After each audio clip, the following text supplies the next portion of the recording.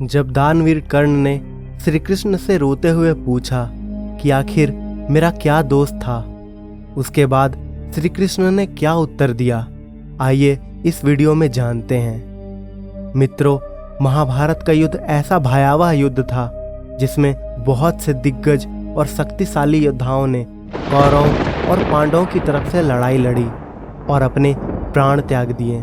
उन्हीं दिग्गज सूरवीरों में से एक थे सूर्यपुत्र कर्ण। ये तो सभी को पता होगा कि उनके जन्म होने के बाद से लेकर मृत्यु तक उन्हें कितनी ज्यादा यातना झेलनी पड़ी थी। अपने साथ होते हुए इन अन्यायों को लेकर महाभारत के युद्ध में मरते हुए कर्ण ने भगवान श्री कृष्ण से कुछ सवाल किए थे और आज हम आपको यही बताएंगे कि वो सवाल क्या थे और श्री कृष्ण ने उन सवालों के क्या उत्तर दिए थे। तो बने रहें वीडियो के अंत तक और स्वागत है आप सभी का हमारे चैनल मिस्टीरियस थिंग्स में।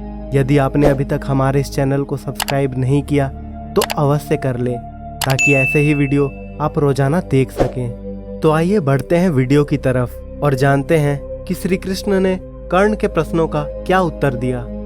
दोस्तों, जब अर्जुन के हाथों कर्ण को बाण लग गया और कर्ण को जब आभास हो गया कि अब मेरा अंतिम समय आ गया है, तो उन्होंने भगवान श्री कृष्ण को अपने पास बुलाया और उनसे पूछने लगे कि हे माधव, मेरे मन में कुछ प्रश्न हैं जिनका मैं मरने से पहले समाधान चाहता हूँ और ये समाधान केवल आप ही बता सकते हैं। तब श्री कृष्ण कर्ण से बोले, मित्र, जो भी पूछना है पूछो। तब कर्ण बोले, माधव, जन्म से ही मेरी माँ ने मुझे त्याग दिया। एक अवैध बच्चे के रूप में जन्म लेने में मेरा क्या अपराध था। उसके बाद गुरु द्रोणाचार्य ने मुझे शिक्षा देने से मना कर दिया क्योंकि मैं राधे पुत्र अर्थात सूद पुत्र था। क्षत्रिय होते हुए भी मैं क्षत्रिय ना था। इसमें मेरा क्या अपराध था।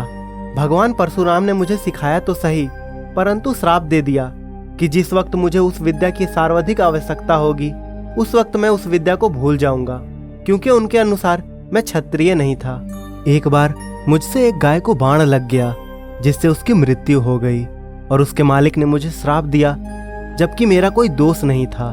इतना ही नहीं, द्रौपदी के स्वयंवर में भी मेरा अपमान किया गया। माता कुंती ने मुझे आखिर में मेरे जन्म का रहस्य बताया, किंतु अपने अन्य बेटों को बचाने के लिए। जो भी मुझे प्राप्त हुआ है दुर्योधन से ही हुआ है, तो अगर मैं उसकी तरफ ना लड़ूं तो मैं गलत कहाँ हूँ। कर्ण के प्रश्नों को सुनने के बाद भगवान श्री कृष्ण ने मुस्कुराते हुए उत्तर दिया और कहा, कर्ण, मेरा जन्म कारागार में हुआ। जन्म से पहले ही मृत्यु मेरी प्रतीक्षा में घात लगाए थी। जिस रात मेरा जन्म हुआ उसी रात माता पिता से दूर किया गया।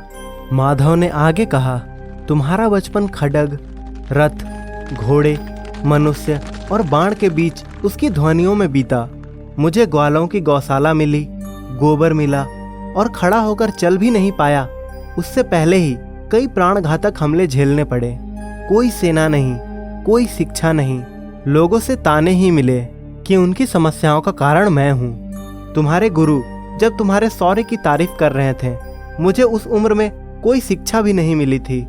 जब मैं 16 वर्ष का हुआ तब कहीं जाकर ऋषि सांदीपन के गुरुकुल पहुंचा। तुमने अपनी पसंद की कन्या से विवाह किया। जिस कन्या से मैंने प्रेम किया वो मुझे नहीं मिली और उनसे विवाह करना पड़ा जिन्हें मेरी चाहत थी या जिनको मैंने राक्षसों से बचाया था। उन्हें जरासंध से बचाने के लिए मेरे पूरे समाज को यमुना के किनारे से हटाकर एक दूर समुद्र के किनारे बसना पड़ा और युद्ध में रण छोड़कर जाना पड़ा, जिसके कारण मुझे रणछोड़ भी कहा गया। अगर दुर्योधन युद्ध जीतता है तो तुम्हें बहुत श्रेय मिलेगा।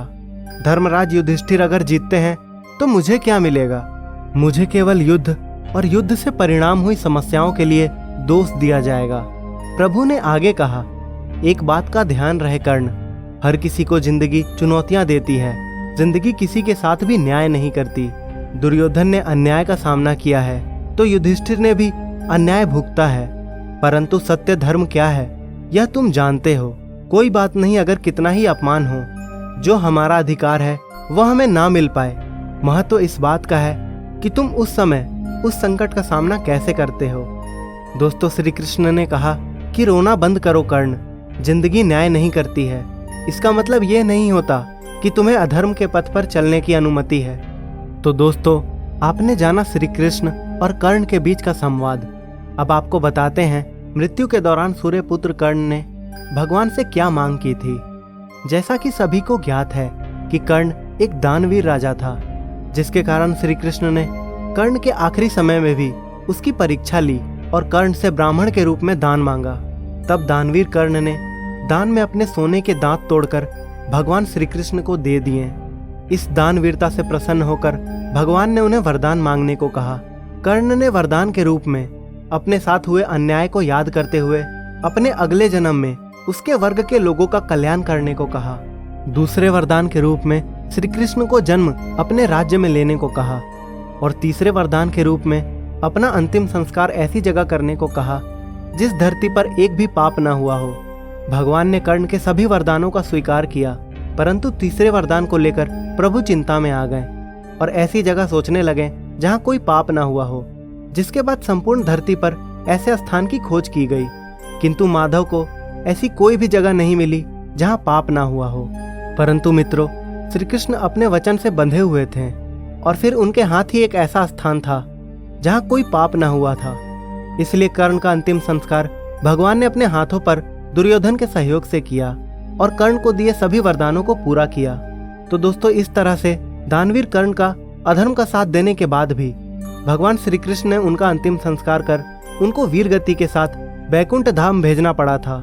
तो दोस्तों, इस वीडियो में हमने कर्ण के अंतिम क्षणों पर गहन प्रभावशाली कथा पर गहराई से जांच की है, जहां उन्हें मृत्यु का निकट पतन महसूस हो रहा था। दोषी पक्षों पर होते हुए भी कर्ण का अटूट प्रेम भगवान कृष्ण के प्रति उन्नति कर रहा था और उन्हें अपने आखिरी मौके पर अपने दिव्य मित्र के मार्गदर्शन और समाधान की तलाश में जाने की आवश्यकता होती है। हमने कर्ण और भगवान कृष्ण के बीच यह दिलचस्प संवाद को देखा, जहां कर्ण ने अपनी वास्तविक भावनाओं, संघर्षों और आकांक्षाओं को प्रकट किया। अपने दिव्य मित्र के सामर्थ्य से प्रभावित होकर कर्ण ने अपना हृदय खोल दिया, जिसमें उन्होंने उत्कृष्ट संवेदनशीलता से अपने मन की बात बताई, जवाबों की तलाश में और भगवान कृष्ण द्वारा प्रदान की गई ज्ञान के द्वारा संतोष पाया। इस संवाद को याद करते हुए हमें मित्रता, विनम्रता और आध्यात्मिक विकास के महत्व की भी याद आती है। कर्ण की विनम्रता और अटल विश्वास हमें समय और स्थान को पार करने वाले मूल्यों का परिचय कराते हैं। जैसा कि हम इस वीडियो को समाप्त करते हैं, मुझे आशा है कि आपको यह सूचनाओं और विचारवंती यात्रा पसंद आई होगी। ध्यान दें, प्राचीन पौराणिक कथाओं और ज्ञान की कहानियाँ हमारे जीवन को समृद्ध बनाने और हमारे व्यक्तिगत यात्रा में हमें मार्गदर्शन करने की ताकत रखती है। यदि आपने कर्ण के श्री कृष्ण से संबंधित वार्ता का आनंद लिया तो कृपया हमारे चैनल को जरूर सब्सक्राइब करें और वीडियो अच्छी लगी हो तो इसे लाइक करें और कमेंट सेक्शन में जय श्री कृष्ण जरूर लिखें। तो दोस्तों, इसी के साथ अलविदा, लेकिन जल्द ही मिलेंगे एक नई वीडियो के साथ।